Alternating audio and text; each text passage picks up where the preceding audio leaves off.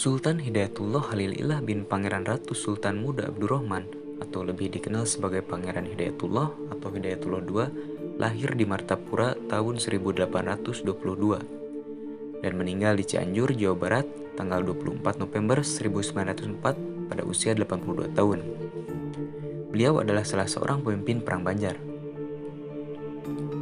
Pangeran Hidayatullah adalah putra dari Sultan Muda Abdurrahman dan cucu dari Sultan Adam Al-Wasiki Billah, Raja Muslim di Kerajaan Banjar, Kalimantan Selatan. Pangeran Hidayatullah disahkan jadi Sultan Banjar berdasarkan surat wasiat Sultan Adam yang dibuat pada tanggal 12 Safar 1259 Hijriah, bertepatan dengan tahun 1855 Masehi. Sementara itu, Pangeran Hidayatullah juga dinobatkan sebagai raja yang bijaksana oleh rakyatnya. Perjalanan sang pangeran saat masih zaman penjajahan Belanda ini sangat heroik. Kala itu di daerah yang bernama Benua Lima sedang berkobar perang Banjar dengan dahsyat pada tahun 1859 sampai 1862.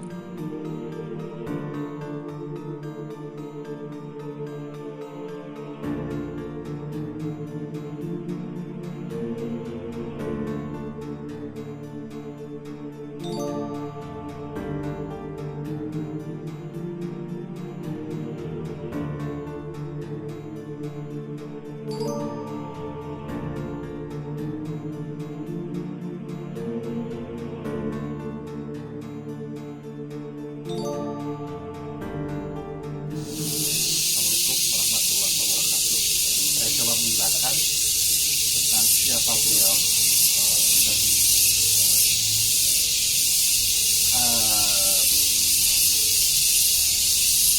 beliau adalah seorang sultan terakhir Kesultanan Banjar yang berasal di Kalimantan Selatan. Beliau lahir di Martapura tahun 1822 di Martapura. Dia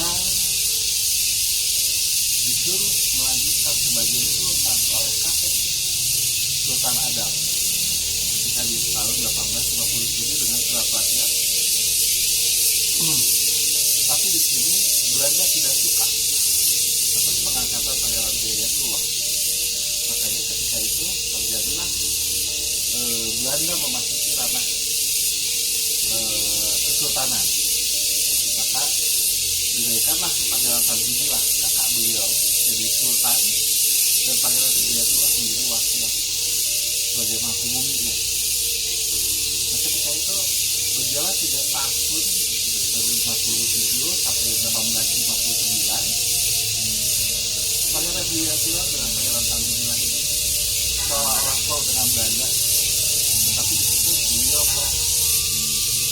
mempersiapkan perang dengan Belanda. Nah, pas ketika Pangeran Tamjidillah memberikan persenjataan kepada Pangeran Hidayatullah dan beliau diketahui oleh Belanda, beliau dibuat ke Bogor. Pangeran Hidayatullah marah. Ketika itu dimulailah yang namanya tes perang yang waktu dulu dipercayakan pada Pangeran Antasari untuk menyerang benteng oleh Nassau di benteng batubara oleh Nassau di Martapura. Nah ketika itu berhasil Pangeran Hidayatullah ini untuk menguasai oleh Nassau, dan itu mempunyai keyakinan bahwa kita sudah siap perang melawan Belanda. Ketika tahun 60 tapi itu juga tahun 59 Pangeran Hidayatullah sudah dengan Lima ini kekuatan perang Martapura yang memiliki kesultanan atau keraton ditinggalkan. Nah di sini terjadi perang selama 4 tahun.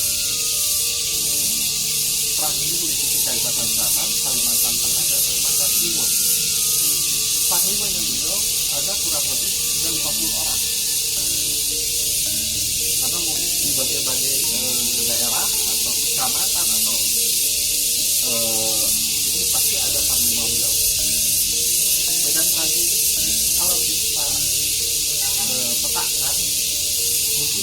Pulau Jawa, wilayah selat beliau, makanya Panglima beliau sangat banyak sekali. Di situ Belanda tidak pernah menang. Jadi tanggal 59 sampai 62, 4 tahun Belanda tidak pernah menang. Perang, maka mulai dah taktik Belanda untuk menangkap dulu keluarganya, adiknya, anak istrinya, dengan ibunya.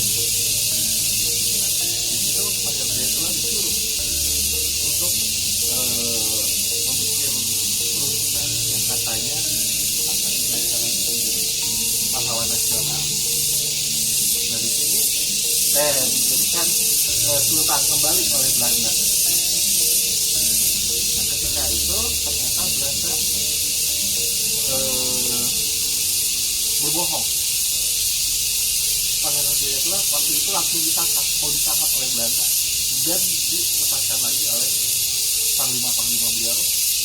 Ketika dilepaskan lagi, Belanda marah, dibumi haluskan Martapura. Dan apabila Pangeran Hidayatullah tidak mau lagi berunding, akan aku hukum gantung keluarganya, ibunya, ini adiknya, anak istrinya di alun-alun Martapura. Maka ketika itu Pangeran Hidayatullah, ayo kita berunding. Ternyata Pangeran Hidayatullah kedua kalinya ditipu oleh Belanda. Tidak ada perundingan, malah langsung dibawa ke Batavia sebanyak 67 orang keluarganya. Dan sampailah beliau ke Cianjur sini. Sampai di Cianjur sini beliau dari tahun 62 beliau berdampingan dengan bupati dahulu, yaitu Panglima Dirija II, apa yang terkenal dengan dalam Alibata. Jadi beliau selalu berbarengan. Kalau Pangeran Hidayatullah ini jalur agama, ya, karena beliau juga selain dia seorang sultan, dia juga pemuka agama di Kalimantannya. Karena beliau belajar di pesantren dalam pagar yang emang waktu dulu yang mendirikan dalam pagar itu Syekh Asad Al-Bajari. Mungkin orang-orang yang dan tahu siapa Syekh Asad Al-Bajari. Nah, dengan membawa ilmu itu beliau siar Islam ya, berbarengan dengan dalam Alibasa atau Pangeran Dirija II. Selama 42 tahun beliau ada di sini, dimakamkan di makam Jogok atau yang terkenal sekarang itu desa